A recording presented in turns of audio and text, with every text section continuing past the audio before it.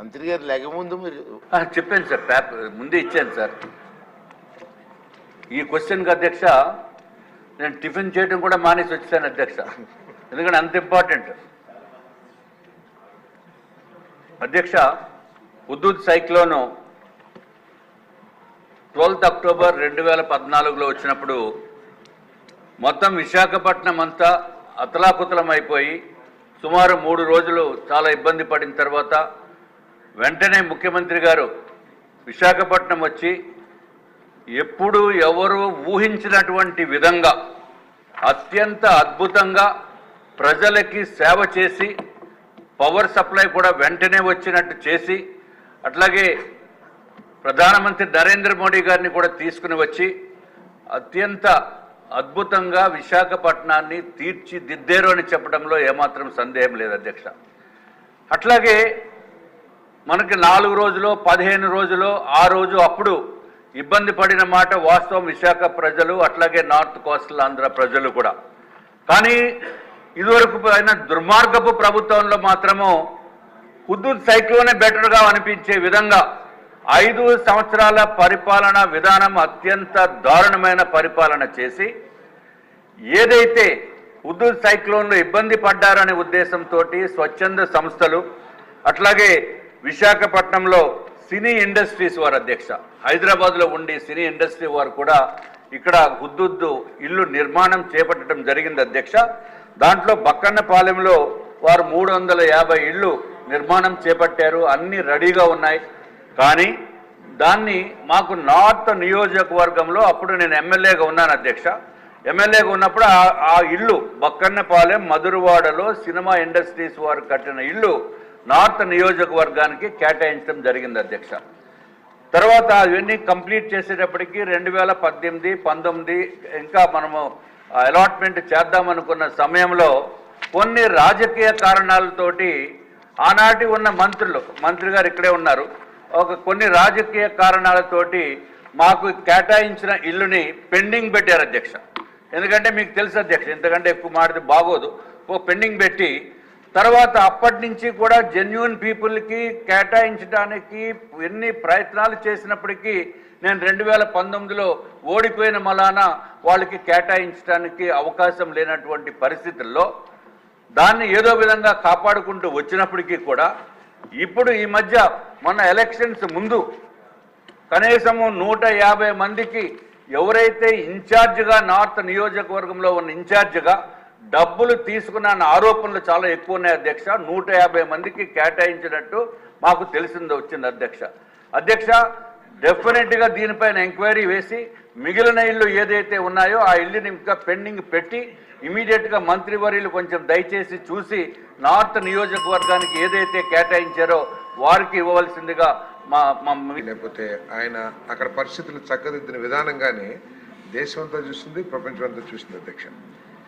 ఆ రోజు ఆయన చాలా ఫాస్ట్గా అన్నిటినీ కూడా మళ్ళీ రికూప్ చేసి మళ్ళీ నార్మల్సీకి తీసుకొస్తానికి చాలా కష్టపడిన మాట వాస్తవం అధ్యక్ష.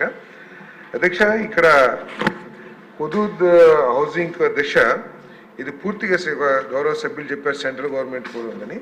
వాస్తవానికి అయితే మొత్తం స్టేట్ గవర్నమెంట్ ఫండ్స్తోనే ఆ రోజు ప్రారంభించబడింది. తర్వాత కొంత సెంట్రల్ గవర్నమెంట్ కూడా సాయం చేస్తామని ఇచ్చింది అధ్యక్ష. ఇది యూనిట్ కాస్ట్ 4 లక్షల నుంచి 5 లక్షల వరకు ఉంది అధ్యక్ష. దాంట్లో గవర్నమెంట్ ఆఫ్ ఏపీ ఆనాటి చంద్రబాబు నాయుడు గారి ప్రభుత్వమే 2.5 లక్షల నుంచి 3.5 లక్షల వరకు ఒక్కొక్క ఇంటికి ఇచ్చింది అధ్యక్ష. దురదృష్టం ఏంటంటే ఈ 5 సంవత్సరాల్లో గత ప్రభుత్వం పూర్తిగా నిర్లక్ష్యం అనండి, లేకపోతే చంద్రబాబు నాయుడు గారు ప్రారంభించిన ఏవి కూడా పూర్తి చేయదని ఒక దుష్ట ఆలోచనతో కానివ్వండి అన్నిటిని కూడా పెండింగ్ పెట్టిన విషయం మనకు తెలిసింది అధ్యక్ష. వాస్తవానికి ఏంటంటే అధ్యక్ష, ఈ మిగిలిపోయిన ఏదైతే 608 ఇల్లు ఉన్నాయో అవన్నీ కూడా ఏంటంటే మనం ఫస్ట్లో ఇది ఒక స్పెషల్ టెక్నాలజీతో ప్రీఫ్యాబ్ టెక్నాలజీతో టేకప్ చేసిన హౌసెస్ అధ్యక్ష. ఎందుకంటే తుఫాన్ కాబట్టి వెంటనే ఎవరైతే ఇల్లు కోల్పోయారో భవిష్యత్తులో అటువంటి సమస్య వాళ్ళకి ఎదురు కాకూడదనే లక్ష్యంతో ఇస్తున్నాయి కాబట్టి ప్రీఫ్యాబ్ టెక్నాలజీతో పందే ఇన్ఫ్రాకాన్ ప్రైవేట్ లిమిటెడ్ అని షోలాపూర్ కంపెనీకి ఇచ్చారు అధ్యక్ష.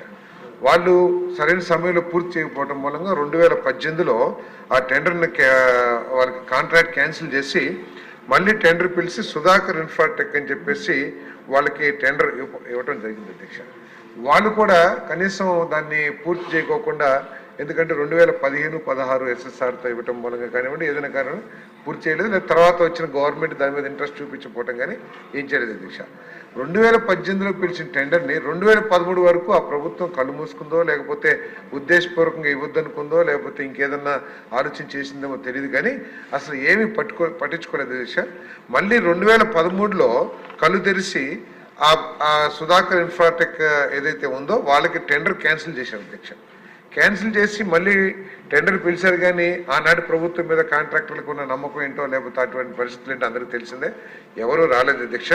కానీ ఇప్పుడు మాత్రం మేము తప్పుకోకుండా వాటిని ఏ విధంగా పూర్తి చేయాలని ఆలోచన చేసి ఈ 185 ఇళ్ళు ఏదైతే ఉన్నాయో వాటిని వెంటనే హ్యాండ్ ఓవర్ చేస్తానికి చర్యలు తీసుకుంటాం అధ్యక్ష. తర్వాత ఈ బెనిఫిషరీస్ లిస్ట్ ఏదైతే ఉందో దీంట్లో అవకతవకలు జరిగినా, రాజకీయ నాయకులు జోక్యం ఉన్నా తప్పకుండా ఎంక్వైరీ చేసి, ఇప్పుడే మన గౌరవ శాసనసభ్యులు రామకృష్ణ గారు కూడా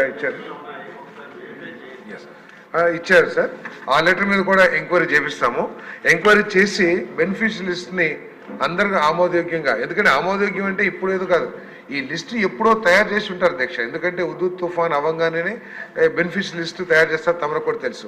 మరి ఆ లిస్టును మారుస్తానికి గత ప్రభుత్వంలో రాజకీయ నాయకుల ప్రమేయం ఉందంటున్నారు,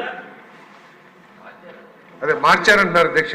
ఒరిజినల్ లిస్ట్ ఏదైతే ఉందో దాన్ని కూడా రిఫర్ చేసుకుని తప్పకుండా ఎంక్వైరీ చేసి దాని మీద చర్యలు తీసుకుంటామని చెప్పేసి కూడా నేను మనవి చేస్తున్నాను అధ్యక్ష.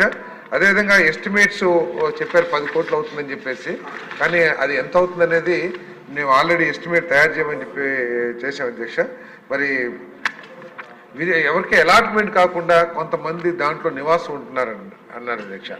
వాళ్ళు కనుక బెనిఫిషరీ లిస్టులో లేకపోతే వాళ్ళని వెకేట్ చేపించేసి అవన్నీ కూడా నిజమైన బెనిఫిట్స్ లిస్ట్ ఏదైతే వాస్తవంగా వాళ్ళకి ఇప్పిస్తానికి కూడా నేను ప్రయత్నం చేస్తాను అధ్యక్ష. అధ్యక్ష, ఈ హౌసింగ్ స్కీమ్ని గత ప్రభుత్వం ఈ పూర్తిగా నిర్లక్ష్యం చేయడం కానివ్వండి, లేదా రాష్ట్ర ప్రభుత్వం నుంచి ఎటువంటి సహకారం లేక ఈ హౌసింగ్ ప్రోగ్రామ్ అంతా కూడా కుంటుపడింది అధ్యక్ష. అధ్యక్ష, మనం 2014-19 కనుక తీసుకున్నట్లయితే ఆనాడు చంద్రబాబు నాయుడు ప్రభుత్వం ఈ హౌసింగ్ స్కీమ్కి చాలా ప్రాధాన్యత ఇచ్చి ఎన్టీఆర్ రూరల్ హౌసింగ్ అని చెప్పేసి ఒక కార్యక్రమం ప్రారంభించారు అధ్యక్ష. పూర్తిగా రాష్ట్ర ప్రభుత్వ నిధులతోనే ఆ రోజు ఇల్లు కట్టడం జరిగింది అధ్యక్ష. చాలా దాదాపు గత ప్రభుత్వం చెప్తా ఉంటుంది పేదవాళ్ళకి మేమే ఛాంపియన్స్ అని చెప్పేసి 6,66,678 ఇల్లు 2014-19లో కడితే అధ్యక్ష, ఈ 2019-24లో 6,80,000 కట్టారు అధ్యక్ష. కానీ ఎన్టీఆర్ రూరల్ హౌసింగ్ ఏదైతే కట్టారో 4,56,929 పూర్తిగా గవర్నమెంట్ ఆఫ్ ఏపీ నిధులతో కట్టారు అధ్యక్ష.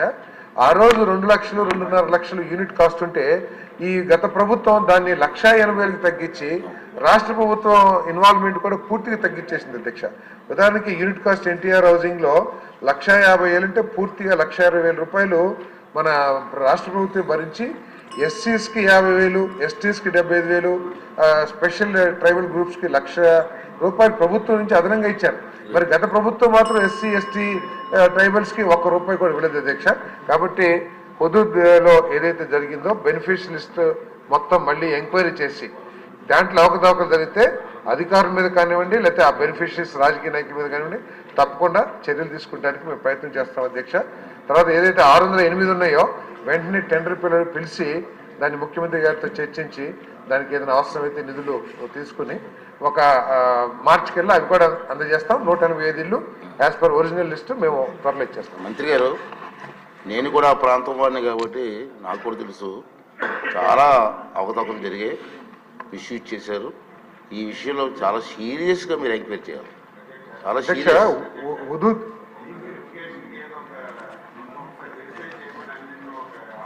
అధ్యక్ష ఇప్పటికే రివ్యూ చేసాం అధ్యక్ష. రివ్యూ చేసి రాష్ట్రం అంతా కూడా ఎంక్వైరీ చేయండి, బెనిఫిషరీ లిస్ట్ కానివ్వండి, లేకపోతే కొంతమంది కాంట్రాక్టర్లు ఇల్లు తీసుకుని కట్టలేదని దాని మీద ఎంక్వైరీ చేయమని అధ్యక్ష.